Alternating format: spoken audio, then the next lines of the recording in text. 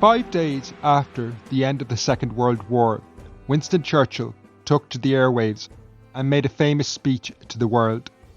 Broadcast over the BBC World Service, he talked about Britain's experience in the war and the difficulties the British people had endured. However, a constant theme in the speech was the policy pursued by the government of Éamon de Valera in the Irish Free State. Back in 1939, they had declared neutrality and outwardly at least had stuck rigidly to this policy, refusing to pick one side or the other. This would even see Éamon de Valera, the Taoiseach of the day, visit the German legation in Dublin to pass on official condolences when it emerged Hitler had committed suicide at the end of the war. Lambasting their position, Churchill proclaimed neutrality had, and I quote, left the de Valera government to frolic with the German representatives to their heart's content. The reality of Irish neutrality in the Second World War was, however, as you might expect, far more complicated. In this episode, I'm joined by Dr Donal Ó Drisceoil from the History Department of University College Cork. Donal has written extensively on the issue of neutrality, and he reveals why Ireland took a neutral position in the war, and how this was a matter of tactics rather than ideology.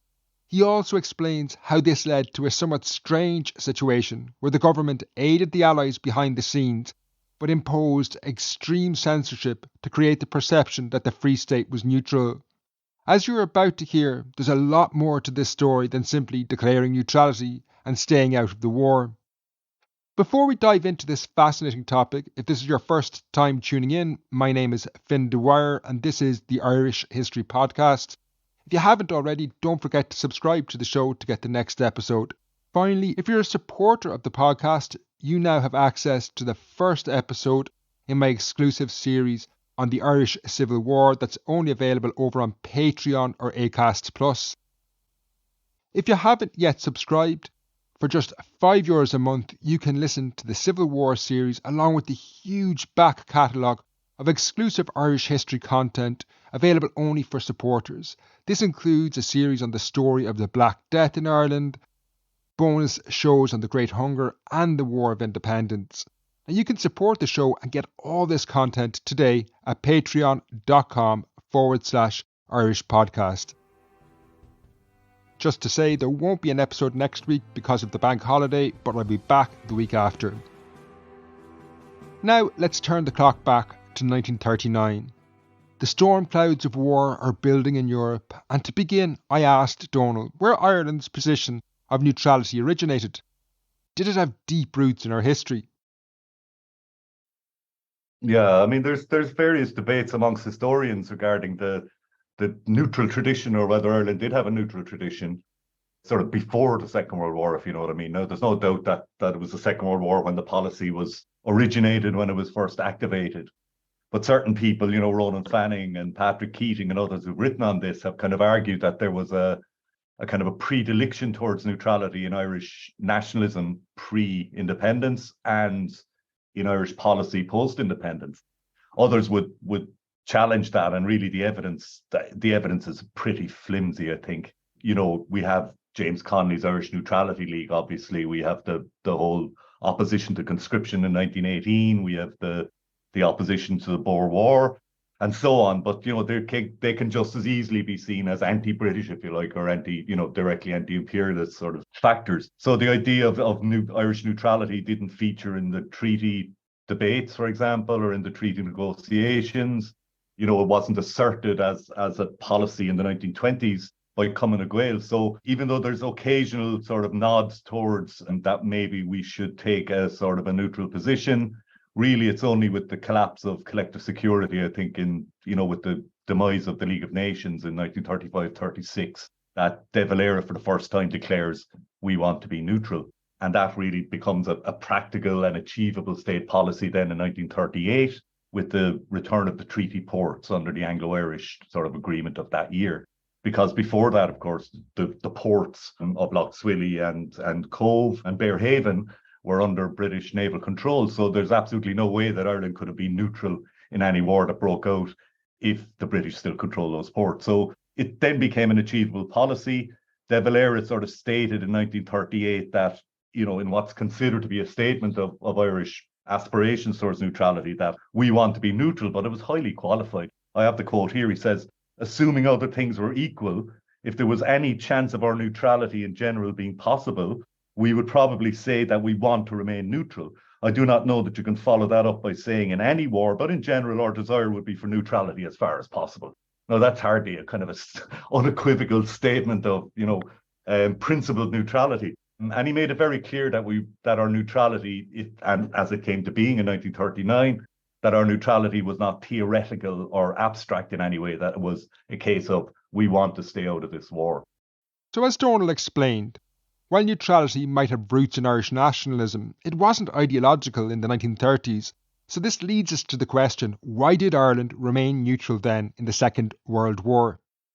When the war breaks out, there's a whole sort of range of factors, I think, influencing the decision to declare our neutrality or non-belligerence. And, they're both practical and symbolic, really. So, I mean, in practical terms, it kind of made sense. Most people don't want to be involved in a war, if you can avoid it. That's the first thing. Ireland didn't have any kind of imperialist or strategic interests that were under attack or threatened by the war itself, by German expansionism or otherwise. It was less than 20 years since the end of the Civil War and the War of Independence. So, the divisions within Irish society, this kind of the trust in British intentions, the memories of the Black and Tans and British atrocities, all of these things. And of course, the continuation of partition. All of these things would have influenced the political class and public opinion in the sense of, do we want to join a war on Britain's side? Do we want to fight with the Black and Tans? Essentially, of course not. So that wasn't an option really in domestic political terms. It would have created much too much division. There was fear that there would be a civil war, another civil war in Ireland if Ireland joined the war, on the British side. The IRA still were active. They'd actually declared their support for Germany in some senses. They had declared war on Britain in the summer of 1939 before the actual war broke out and, launched bombing campaigns and so on. And the IRA was still capable of mobilizing emotional sort of responses in Irish political life. So there was a fear that, joining the war on the British side would provoke, possible civil war. Joining the Germans, the Axis was just impractical. And I mean, it simply wouldn't have been possible and wouldn't have had any support outside a tiny group of sort of extreme right-wing nationalists, So for all those practical reasons, it made total sense to declare neutrality. And then symbolically, it was a chance for Ireland to sort of declare its sovereignty, its independence from Britain on the world stage, and actually sort of say, look, we can exist as an independent state. We don't have to follow Britain in everything she does. So, for all those practical and symbolic reasons, neutrality was declared at the outbreak of war and maintained right to the bitter end in 1945. While the government chose to remain neutral, I asked Donal how the wider public reacted to this move. Understanding this is tricky, as Donal explains. Well, it's very hard to judge in the sense that there was a censorship. We'll talk about censorship in a moment, I'm sure, but that there was a censorship system that was extreme. That was probably the most, outside of, in democratic countries, the most extreme censorship system in any democratic country that set out to neutralize, as I call it, Irish public opinion on the war in order to bolster support for neutrality policy. As the war goes on, there's increasing, obviously, propaganda is seeping through, despite the censorship net. News of the, German atrocities and so on later on is beginning to influence people and maybe making them question, to some extent, the policy. But that is totally outweighed, I think, by the practical and symbolic advantages that we've already sort of talked about. We didn't have opinion polls, but we had 2 general elections, for example, during the war, both of which Fianna Fáil won. All of the political parties, without exception, supported neutrality. The press in general, while they resented not being able to express opinions on the war, nevertheless believed that neutrality was the most practical and obvious policy to pursue. Even the Irish Times, which would have supported the Allies and Britain in the war, but nevertheless believed that neutrality was a sensible policy. And when we have intelligence reports from the British, from the Germans, from the Americans, as the war goes on, where they are, gauging public opinion, they all overwhelmingly state that neutrality was popularly supported by the vast majority of the people. So it seems that, you know, that any opposition that did exist was quite isolated and wasn't given a chance to develop anyway by the very repressive nature of the state at the time, you know. Declaring neutrality is one thing, but implementing it was another matter entirely. Donal explains how the Irish government enacted its policy of neutrality. There's no such thing as perfect neutrality. There's no such thing as pure neutrality. It doesn't exist. So the five neutrals that survived to the end of the war, Ireland, Spain, Portugal, Sweden, Switzerland, all of them to some extent were compromised in terms of their neutrality. So they're you know, as Joe Lee, the historian, put it, all neutrals are neutral for the side that threatens them most. So, you know, for Switzerland, for Sweden, they would have had shown a certain consideration for Germany, of course, because Germany threatened the most. Ireland was probably threatened most by Britain, in the sense that Britain would have taken over Ireland if it needed to, right? So we cooperated at an extensive level, but at a secret level with the Allies, with Britain, and then with Britain and America. We supplied them with meteorological information, we supplied them with intelligence, we released their pilots when they crash landed in Ireland and repatriate them, where we interned the Germans, and we allowed overflights in Donegal, an air corridor, etc., etc., etc. So, like, we now know from the material that's emerged post-war that Ireland was extremely partial towards the Allies. So it wasn't, you know, it was this sort of purist neutrality that we presented to the world and to the Irish people was actually, you know, it was false, essentially. So Ireland, despite the symbolic importance of neutrality for us, we secretly had to make sure that the Allies won the war, and we did that with full cooperation. You know, this is a reality. It's what again, Joe Lee, to quote him, calls a double gain. The idea that we give the Allies as much through cooperation as they would gain through conquest. So we make sure that they don't actually invade us and take over the ports, and we make sure that, you know, our benevolent neutrality is actually to their benefit. So the British military intelligence and American intelligence and the military authorities were very happy with Ireland's benevolent neutrality. It meant that Ireland didn't have to be defended. It meant that, you know, they could continue to get what they wanted in terms of intelligence, information, and news of, you know, German U-boats and anything we could give them. And it also meant then that the hundreds of thousands of Irish who would have had to be conscripted had Ireland joined the war could now go to Britain and work the war economy, for example. So, you know, across a whole range of areas, Ireland's sort of benevolent, sort of secret, or, you know, benevolent neutrality, if we call it that, was to the benefit of the Allies. And then, you know, censorship is used to pretend this isn't happening, to cover that, and to say, you know, we are the most neutral country that ever existed. We're so neutral that De Valera will go and visit Edward Hempel, the German minister in Ireland, and the death of Hitler, and offer his condolences on behalf of the Irish people. You know, that's the sort of high point of the absurdity, really, of this situation, because neutrality becomes less a policy than, I would argue, than a dogma, really, especially after 1942, because after 1942, the logic of neutrality as a security policy is really diminished. The focus of the war shifts east. Ireland is not really under any real threat, and it could easily have jumped on the Allied bandwagon, for example, and offered a lot more support to the Allies if it wanted to, but it didn't, because at this stage, I think neutrality had become almost a dogma. It wasn't a policy. We're going to stick to this to the bitter end. And it was so important to Fianna Fáil's kind of domestic project that you know, that we're going to stick to the end. And censorship sort of really copper fastened that kind of mentality. So, you know, it's not the kind of, you know, we can look at it in all sorts of different ways. We can be critical of Ireland for not doing enough. We can also be critical of Ireland for doing too little. The idea of neutrality as a sort of some kind of pure and good policy really is not at the races, which isn't to say that neutrality isn't a good thing, and which isn't to say that, you know, the adherence of the state to neutrality subsequently, in terms of the formation of NATO, in terms of all the things that develop subsequently, you know, it's useful, it's good, it's a positive thing, I would argue, that Ireland didn't become part of any military alliance, that, you know, the more countries that declare neutrality and don't become part of military alliances, then the better for everybody. So even though it was a compromise policy and a contingent policy and a flawed policy in many ways during the war, in the longer term, you know, maybe it's no bad thing that it's such a part of Irish sort of political culture, you know, that we should stick to it. While it may have been aiding the Allies, the government was adamant they would maintain the outward perception Ireland was in fact neutral. This saw them institute an extremely strict censorship policy.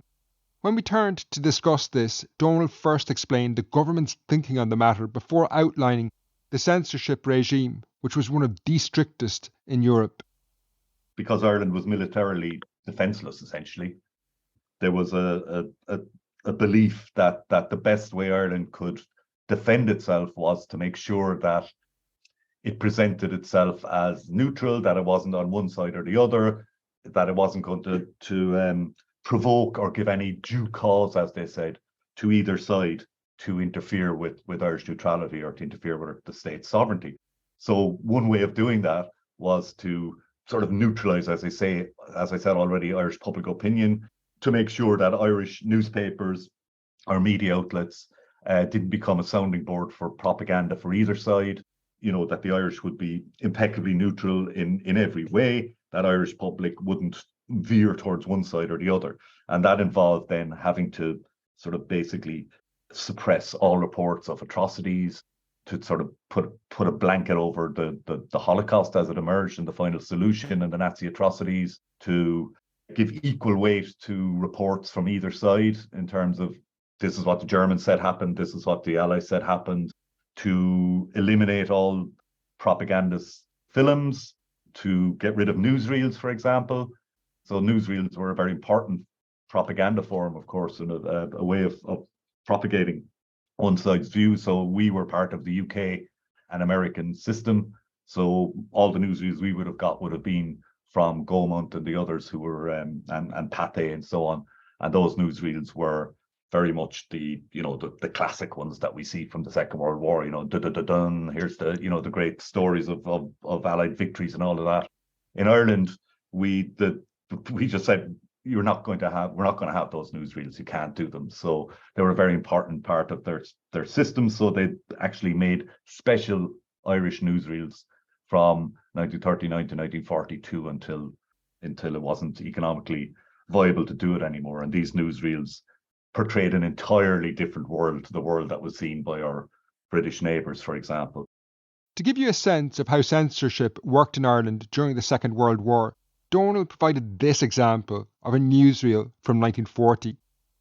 In mid-May 1940, in the week which saw the arrival of the Dutch government as refugees in London and the bombing of Rotterdam and Canterbury, Gaumont British News, which was the largest circulation newsreel in Ireland and the UK, featured in its Irish edition the following: the New York World Fair, US polo stars playing for charity, a fete in Seville in Spain, a carnival in Zurich, the opening of baseball match in the US, and torrential floods and storms in America. And of course, the Pope proclaiming a saint in Rome. You always have to throw the Pope in any of these ones. So that's how the Irish were seeing the world in May 1940 in the cinemas. With this level of censorship, I asked Donal if Irish people had any real understanding of the wider course of the war that was playing out in Europe. They did, because British newspapers continued to circulate. So you have this strange situation. Now, a number of them, there were a number of seizures, a number of bannings of British papers, but all of those seizures and bannings related to the newspapers casting doubt on Irish neutrality. None of it had to do with the actual propaganda, the propaganda content. Now, what happened as the war moves on, as we go into even 41, as early as 41, newsprint shortages, transport difficulties, all of that meant like a massive reduction in the number of papers circulating in Ireland. So from hundreds of thousands of British newspapers in 1939, you're down to about 20,000 by 1941. So that's much less effective. You also have radio, of course. You have we all know about Lord Haw Haw and all of that coming in, but you have BBC. Everyone doesn't have a radio, and it's before rural electrification. There's shortage of batteries and so on, but still a significant number of people, especially in the cities, do have access to radio. And so they're listening to radio propaganda. They're tuning in. Gareth Fitzgerald used to speak about, listening to the BBC and following the war that way on his radio.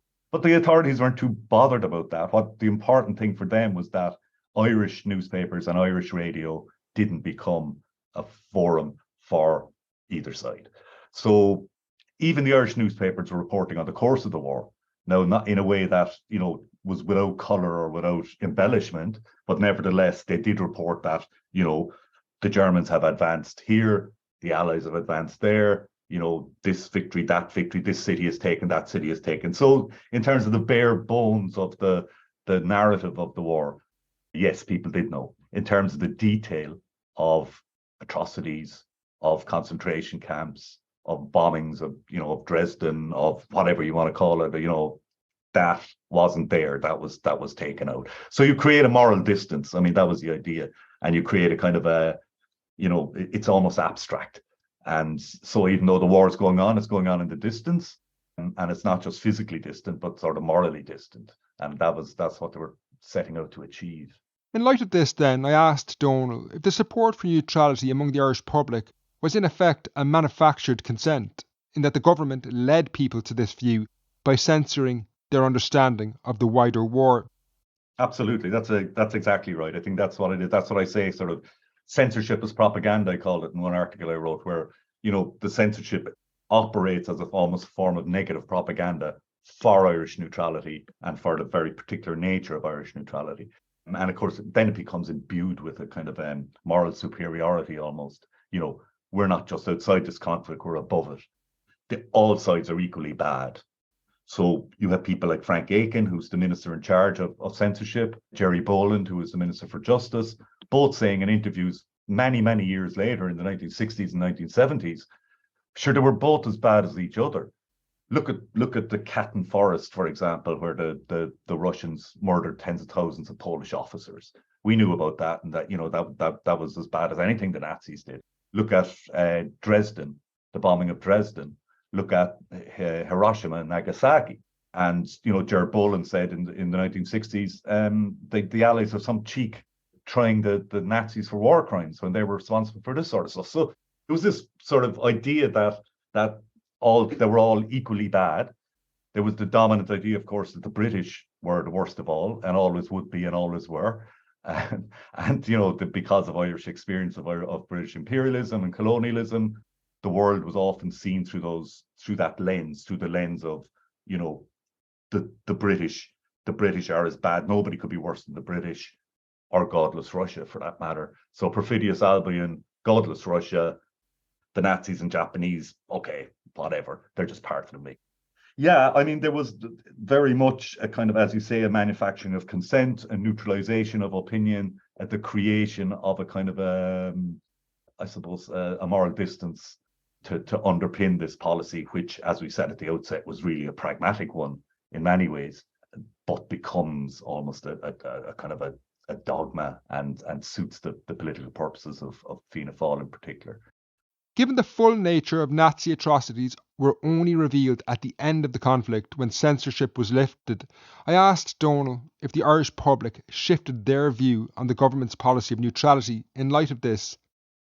No, I mean, I think that once the war ends, there was massive relief that Ireland had survived, right? And that we hadn't been attacked, we hadn't been invaded, we weren't really affected.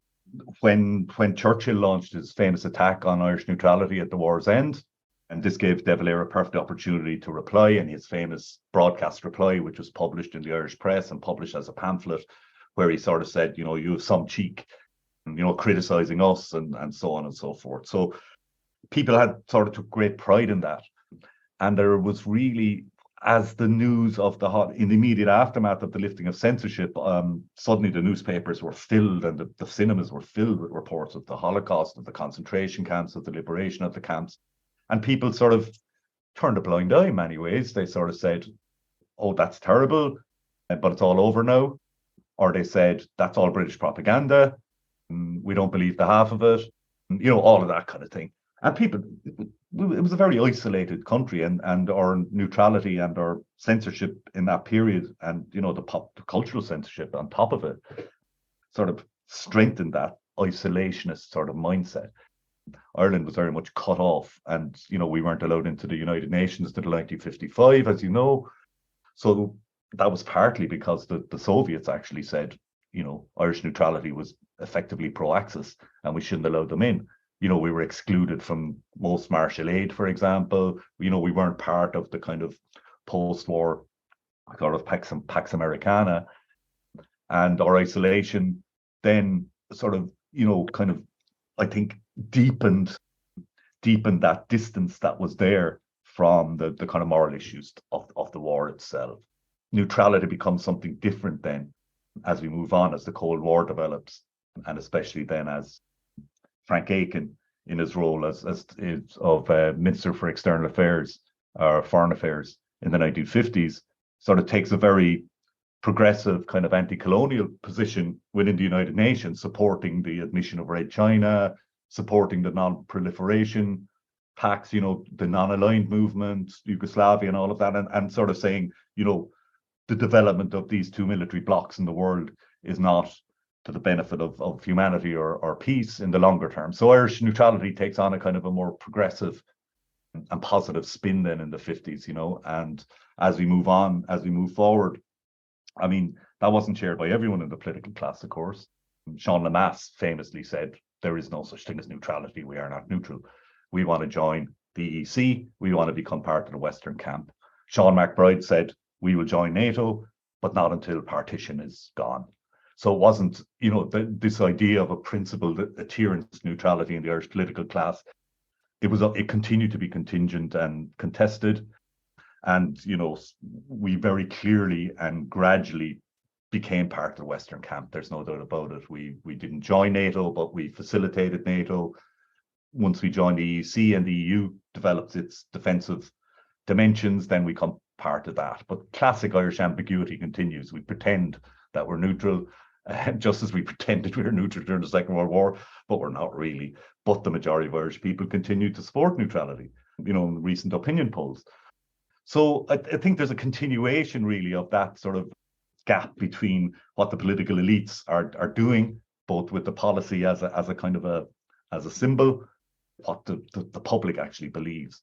And to what extent that's, a positive or a negative thing, I mean, that's a question of democracy and so on. But certainly what's happening at the moment is it's quite clear that we're not neutral, given our support for for NATO policies, essentially, our facilitation of American military in Shannon. There's a whole long list of that.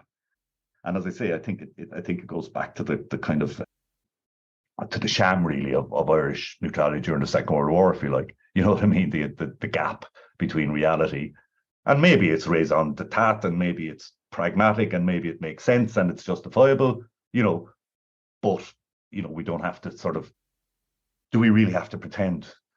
And those of us who support neutrality and think neutrality is a good idea, I think, have no choice but to sort of say, we must maintain this neutrality, but what we do is we give it actual real shape in a progressive, anti-imperialist, anti-militarist way. Let's put it in the Constitution. It was never put in the Constitution. Why not put it in the Constitution? Let's make it real. Its history can be tainted and flawed, but that doesn't mean it's not something that we can create as a good thing going into the future. I want to thank Donal for his time in what was a great discussion. Given next week is a bank holiday, there's going to be no episode, but I'll be back the week after. Until then, slán.